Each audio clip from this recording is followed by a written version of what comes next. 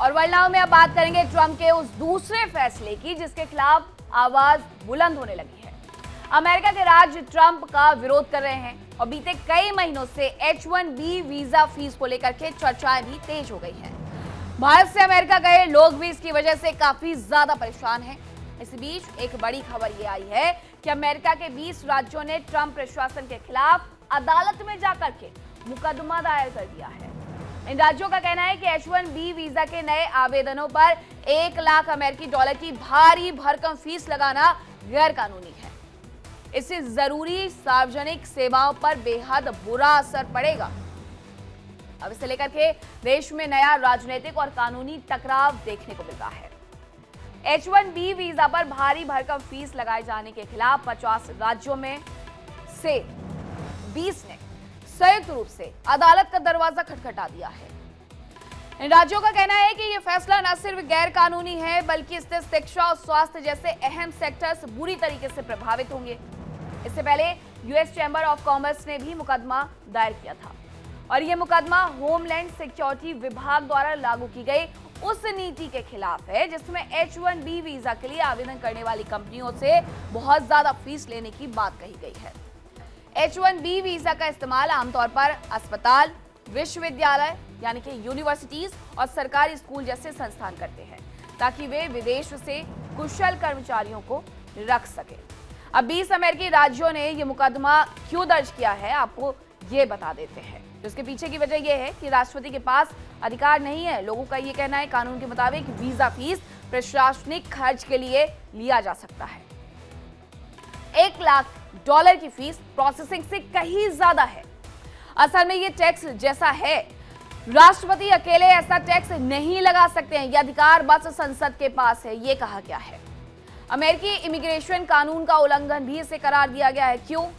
क्योंकि इसके तहत यानी कि इमिग्रेशन एंड नेशनैलिटी एक्ट के तहत वीजा फीस वाजिब होनी चाहिए। इतनी बड़ी राशि कानून की भावना के खिलाफ है। विदेशी प्रतिभा को जानबूझ करके रोकने की कोशिश की जा रही है, इसीलिए इसे इलीगल फी बताया गया है, मनमाना फैसला भी बताया गया है। राज्य ये भी आरोप लगाते हैं कि कोई आर्थिक अध्ययन नहीं हुआ, कोई पब्लिक कंसल्टेशन नहीं हुआ, कांग्रेशनल डिबेट नहीं हुई। कानूनी भाषा में इसे आर्बिट्री एंड कैप्रिसियस पॉलिसी कहा गया है, यानी बिना ठोस आधार के लिया गया फैसला। राज्यों की अर्थव्यवस्था को किस तरीके से नुकसान पहुंचा है ये भी इनकी तरफ से बताया गया कि 20 राज्यों में कंपनियों को बहुत ज्यादा नुकसान हुआ है, जिसमें टेक कंपनियां हैं, स्टार्टअप्स हैं, यूनिवर्सिटीज हैं, हॉस्पिटल्स हैं। H-1B वीजा वर्कर्स पर निर्भर, इससे कंपनियां विदेशी टैलेंट नहीं ला पाएंगी। ऐसे में रिसर्च प्रोजेक्ट पूरी तरीके से रुक जाएंगे, नौकरियां दूसरे देशों में शिफ्ट हो सकती हैं और ये हो रहा है। दूसरे देशों के विकल्प तलाशने शुरू हो गए हैं। ये नीति अमेरिकी नौकरियां बचाने के बजाय उन्हें विदेश भेज देंगी। शिक्षा और स्वास्थ्य सेवाएं किस तरीके से प्रभावित हुई है वो जानिए। यूनिवर्सिटीज विदेशी प्रोफेसर नहीं रख पाएंगे। STEM, STEM और रिसर्च प्रोग्राम इसकी वजह से कमजोर हो जाएंगे और जो रूरल इलाके हैं वहां पर डॉक्टर्स की भारी कमी हो गई। विदेशी डॉक्टर लाना लगभग अब असंभव हो गया है, क्योंकि कौन सी कंपनी चाहेगी कि वो 88 लाख रुपए दे, 1 लाख डॉलर की फीस भरना तो कंपनियों ने ही है। अब नागरिकों को इसकी वजह से काफी नुकसान हो रहा है। फेडरलिज्म के खिलाफ है ये इमिग्रेशन नीति। इसको लेकर के जो असर पड़ रहा है उसके वजह से ये कहा गया है कि इमिग्रेशन नीति का असर राज्यों की नीतियों और बजट पर सबसे ज्यादा पड़ता है। केंद्र सरकार ने राज्यों से कोई रायशुमारी नहीं की, ये इन 20 राज्यों की तरफ से कहा गया है। अमेरिका में 50 राज्य हैं। ये राज्यों के अधिकारों का उल्लंघन है, ये भी इनकी तरफ से तर्क दिया गया है। अब ये नीति भेदभावपूर्ण वाली नीति है, ये तक इनकी तरफ से तर्क दिया गया और कहा गया कि यह नीति समानता के सिद्धांत को पूरी तरीके से कमजोर करती है। तो राज्यों का तर्क है कि यह नीति एडमिनिस्ट्रेटिव प्रोसीजर एक्ट और अमेरिकी संविधान का उल्लंघन करती है, क्योंकि इसमें आवश्यक नियम निर्माण प्रक्रिया को दरकिनार किया गया है और कांग्रेस द्वारा दिए गए अधिकारों से आगे बढ़कर के कदम उठाया गया है। इनका यह कहना है कि H-1B कार्यक्रम से जुड़े शुल्क ऐतिहासिक रूप से व्यवस्था के संचालन की एक लागत तक ही सीमित था। यह मुकदमा कैलिफोर्निया के अटॉर्नी जनरल रॉब बॉन्टा की अगुवाई में दायर किया गया है। रॉब बोंटा ने साफ कहा कि कांग्रेस ने H1B प्रोग्राम के लिए सीमाएं तय की है। वहां की संसद ने यह सीमाएं तय की गई हैं, फीस निर्धारित की गई है, नियम बनाए गए हैं, लेकिन $1 लाख जैसी सजा जैसी फीस लगाने की इजाजत कांग्रेस भी नहीं देती, यानी कि अमेरिका की संसद भी नहीं देती। इस मुकदमे में यह भी आरोप लगाया गया है कि ट्रंप प्रशासन ने नियम बनाने की जरूरी प्रक्रिया का बिल्कुल भी पालन नहीं किया, क्योंकि इन राज्यों का तर्क है कि रायशुमारी राज्यों से नहीं की गई, जो कि करनी चाहिए थी, क्योंकि राज्यों की अर्थव्यवस्था पर भी सीधा असर पड़ेगा। बोंटा ये कहते हैं कि जनवरी 7 तक कैलिफोर्निया अकेले ट्रंप प्रशासन के खिलाफ 49 मुकदमे दायर कर चुका है। इस मुकदमे का नेतृत्व भी किया जा रहा है, जबकि मैसाचुसेट्स सह नेतृत्व कर रहा है। किन किन राज्यों में यह मुकदमा दर्ज किया गया है वो जान लीजिए। तो कौन कौन से वो राज्य हैं? California, Massachusetts, Arizona, Colorado, Connecticut और डेलावेयर, हवाई, इलिनॉइस, मैरीलैंड, मिशिगन, ये वो तमाम राज्य हैं जिनकी तरफ से यह मुकदमा दायर किया गया है। इसमें मिनेसोटा भी है, नेवादा भी है, इसके अलावा न्यू जर्सी भी है, न्यूयॉर्क भी है, उत्तरी कैरोलिना भी है, ऑरेगन भी है, रॉड आइलैंड भी है, वर्मोंट है, वाशिंगटन है, विस्कॉन्सिन है। तो ये वो तमाम 20 राज्य हैं जिनकी तरफ से ये मुकदमा दायर किया गया है। ये सभी टैक्स और इमिग्रेशन डिपेंडेंट राज्य हैं। अमेरिका के राज्यों का कहना है कि मौजूदा समय में H1B वीजा की जो फीस है वो $960 से लेकर के करीब $7,600 तक होती है। ये नियम है, ये कांग्रेस के द्वारा बनाए गए नियम है, उनकी संसद के द्वारा बनाए गए नियम है, लेकिन इसे सीधे $1 लाख करना किसी भी तरह से बिल्कुल व्यवहारिक नहीं है। इससे न सिर्फ विदेशी टैलेंट दूर हो जाएगा और हो गया है, बल्कि जो अमेरिकी नागरिक हैं उन्हें मिलने वाली जो जरूरी सेवाएं हैं वो तक प्रभावित होंगी। राज्यों के मुताबिक जितनी ज्यादा फीस से विदेशी टैलेंट अमेरिका आने से हिचकेगा, उसका असर सिर्फ विदेशी कामगारों पर नहीं पड़ेगा। शिक्षक, डॉक्टर, रिसर्चर्स जैसे कई अहम पद H1B वीजा के जरिए ही भरे जाते हैं और अपनी भारी फीस से इन क्षेत्रों में स्टाफ की कमी और ज्यादा बढ़ जाएगी। कांग्रेस निजी क्षेत्र के H1B वीजा की संख्या सालाना 65,000 तक सीमित रखती है कि इतने ही देने हैं, 65,000 H1B वीजा ही देने हैं इस क्षेत्र में। वहीं जो हाई डिग्री के लिए आते हैं उसके लिए 20,000 एक्स्ट्रा वीजा होते हैं। स्कूल, यूनिवर्सिटी, हॉस्पिटल जैसे सरकारी और गैर लाभकारी संस्थानों को इस सीमा में हालांकि छूट मिलती है, कोई भी पढ़ने के लिए आ सकता है। जब से ट्रंप दूसरे टर्म में आए हैं सख्त कदम उठा रहे हैं, लेकिन ट्रंप के पहले कार्यकाल में भी H1B नियम सख्त किए गए थे। वीजा रिजेक्शन की जो रेट थे वो बढ़ गए थे, लेकिन इस बार फीस ही बढ़ा दी है कि कोई वीजा के लिए आए ही ना। और ऐसे में आपको बताते हैं कि ये लोग जो केस कर रहे हैं, ये केस कैसे चलेगा। हालांकि इसकी सुनवाई अगले शुक्रवार को होने वाली है। अब कैसे चलेगा ये मुकदमा, चलिए वो आपको समझा देते हैं। टेम्परेरी स्टे की मांग की जाएगी। इसमें टेम्परेरी स्टे लगाया जाए क्योंकि राज्य चाहते हैं कि कोर्ट पहले ही इस शुल्क पर रोक लगा दे। फेडरल जज सुनवाई करेगा इस पूरे मामले में। अगर सरकार हारती है तो नीति रद्द हो जाएगी और नीति रद्द या कांग्रेस की मंजूरी जरूरी हो जाएगी। अगर सरकार जीतती है तो मामला सुप्रीम कोर्ट तक जा सकता है, क्योंकि निचली कोर्ट में अगर ये हार जाते हैं तो वो सुप्रीम कोर्ट तक मामले को लेकर के जाएंगे। ये 20 के 20 राज्य। ऐसे मामलों में 6 से 18 महीने तक का वक्त लग सकता है।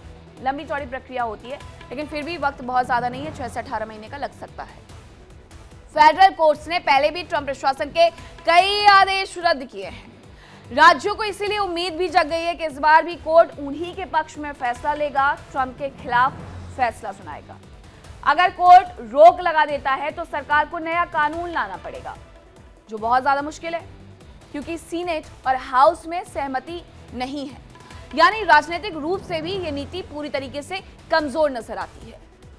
ट्रंप ने यह शुल्क 19 सितंबर 2025 को जारी आदेश उसे लागू किया था और यह नियम 21 सितंबर के बाद दाखिल होने वाले H1B आवेदन पर लागू हुआ है।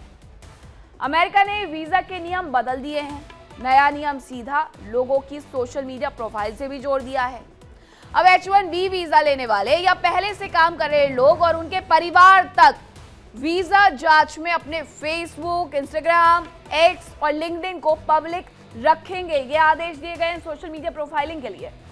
अभी हाल ही में H1B वीजा धारकों के जिन्हें 15 दिसंबर या उसके बाद के लिए अपॉइंटमेंट दिए गए थे, उन सभी के इंटरव्यू रिशेड्यूल कर दिए गए हैं और स्थिति ये हो गई है कि 15 दिसंबर को जिनका इंटरव्यू था उसे मार्च तक के लिए बढ़ा दिया गया है।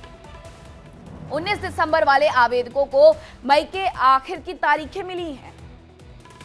19 दिसंबर को होना था लेकिन अब मई में तारीख मिल गई है। सबसे बुरा असर इस फैसले का उन लोगों पर पड़ा है जो पहले से ही भारत में मौजूद हैं। वे अपनी जॉब के लिए अमेरिका वापस जाने के लिए इंतजार कर रहे थे, लेकिन अब उनके पास वैलिड H1B वीजा ही नहीं रह गया है। इंटरव्यू को कई कई महीनों तक के लिए आगे बढ़ा दिया गया है। हालांकि असर भारत पर ही नहीं बल्कि अमेरिका पर भी होगा। H1B वीजा पर अमेरिका के स्कूल और हॉस्पिटल काफी ज्यादा निर्भर करते हैं और वीजा फीस बढ़ने से अमेरिका पर क्या असर पड़ेगा अब वो भी आप जान लीजिए। 2024-25 में 74% स्कूलों में शिक्षकों की कमी हो गई है, सिर्फ और सिर्फ इस प्रक्रिया के चलते। हालांकि जो आंकड़ा है 2024 से ही जुटाया गया है। स्वास्थ्य क्षेत्र में भी स्थिति बहुत ज्यादा गंभीर हो गई है। साल 2024 में 17,000 H1B वीजा हेल्थ सेक्टर्स के लिए जारी किए गए थे। इसके अलावा 2036 तक अमेरिका को 86,000 डॉक्टर्स की कमी होगी, ये एक रिपोर्ट का दावा है। क्योंकि टैलेंट की कमी से टेक इंडस्ट्री भी कमजोर हो रही है, तो बड़ी जो टेक कंपनियां हैं उन्होंने विदेशी प्रोफेशनल्स पर निर्भर वो रहते थे, क्योंकि अब उनके लिए भी एक बड़ी चुनौती है ये। नए प्रोडक्ट्स और इनोवेशन जो है वो इसकी वजह से रुक सकता है और अमेरिकी टेक सेक्टर की प्रतिस्पर्धा कमजोर हो सकती है। माना भी गया इंटरव्यू में ट्रंप के द्वारा कि उनके यहाँ लोगों की कमी हुई है। इनोवेशन और रिसर्च पर इसका बहुत ज्यादा असर होगा, जिसमें विश्वविद्यालय, लैब्स और हॉस्पिटल्स विदेशी कामगारों पर क्योंकि निर्भर करते हैं। अब बड़े कॉर्पोरेट फीस देने में सक्षम हो सकते हैं, लेकिन छोटे और स्टार्टअप जो कंपनियां हैं उनके लिए ये बहुत बड़ा बोझ है कि $1 लाख की भारी भरकम वो फीस भरें, तो फिर जिसे वो लेकर के आएंगे काम करने के लिए उसे क्या देंगे। इससे छोटे व्यवसाय जो हैं उनका विस्तार रुक जाएगा और वे वैश्विक प्रतिस्पर्धा से पूरी तरीके से पिछड़ जाएंगे या बाहर हो जाएंगे, क्योंकि स्टार्टअप के पास इतना पैसा होना संभव नहीं होता है। H1B फीस बढ़ने से भारतीय IT प्रोफेशनल्स को अमेरिका जाने में रुकावट आ सकती है। बहुत सारे लोग अमेरिका में काम करते हैं इंडिया से और ये आंकड़ा 70% से ज्यादा का है। लेकिन ये बदलाव उन्हें नए देशों और अवसरों की तलाश करने के लिए प्रेरित करेगा। भारत का IT सेक्टर और युवा इन बदलावों के अनुसार खुद को तैयार करें तो भविष्य में भी उनका ग्लोबल कैरियर मजबूत रहेगा। कुछ विशेषज्ञ ये मानते हैं कि इस बदलाव से भारत में IT सेक्टर को फायदा हो सकता है, क्योंकि अधिक लोग भारत में रह करके ही इसके बाद काम करना पसंद करेंगे। इसके साथ ही बाकी देशों की जो विकल्प है वो भी लोगों की तरफ से, IT प्रोफेशनल्स की तरफ से तलाशे जाएंगे। अमेरिका के बाहर के देश अधिक आकर्षक विकल्प बन सकते हैं इसकी वजह से, जो H1B वीजा जैसी कठोर शर्तें और भारी फीस नहीं लगाते हैं। तो वो कौन कौन से देश हैं जहां पर भारतीय जा सकते हैं? तो बात अगर कनाडा की करें सबसे पहले, तो पिछले कई सालों में अपने इमिग्रेशन प्रोग्राम्स उसकी तरफ से चलाए गए, जैसे एक्सप्रेस एंट्री और ग्लोबल टैलेंट स्ट्रीम बहुत आसान, तेज बना दिए गए। H1B जैसे जटिल वीजा नहीं है कनाडा जाने के लिए। कनाडा भी भारतीय अधिक संख्या में जाते हैं। स्थायी निवास का रास्ता वहां पर तेज कर दिया गया है। आप वहां पर जाकर के वहां की नेशनैलिटी ले सकते हैं। कनाडा की जो टेक इंडस्ट्री है वो बढ़ रही है, खासकर टोरंटो, वैंकूवर और मॉन्ट्रियल में। बात ऑस्ट्रेलिया की करें तो वहां पर भी स्किल्ड माइग्रेशन प्रोग्राम विदेशी प्रतिभाओं को बहुत ज्यादा आकर्षित करते हैं। H1B जैसी फीस वहां पर भी नहीं है। बेहतर जीवन शैली है, शिक्षा के बेहतर विकल्प हैं, जिसमें सिडनी है, मेलबर्न है, ब्रिस्बेन है, ये टेक हब्स हैं। यूरोप की बात करें, कौन कौन से वो देश हैं जो भारतीयों के लिए ऑप्शन है? जर्मनी है, नीदरलैंड है, आयरलैंड है। इसके अलावा EU के देश IT स्पेशलिस्ट को आकर्षित करने के लिए वीजा नियम आसान कर रहा है। जो जर्मनी का ब्लू कार्ड प्रोग्राम है वो विदेशी कामगारों को अपनी तरफ आकर्षित करता है। भारत के लिए रोजगार के नए अवसर भी बन रहे हैं। न्यूजीलैंड कम लोकप्रिय है लेकिन तेजी से उभरता हुआ विकल्प है, क्योंकि वहां की आबादी बेहद कम है। खासकर बेहतर लाइफस्टाइल के लिए यहाँ भी तकनीकी कामगारों के लिए वीजा प्रक्रिया बेहद सरल है। अगर ट्रंप यूं ही मनमाना रवैया अपनाते रहे तो भारतीय दूसरे देशों की तरफ भागेंगे और इससे कहीं ना कहीं नुकसान अमेरिका का ही होना है, ये तय है।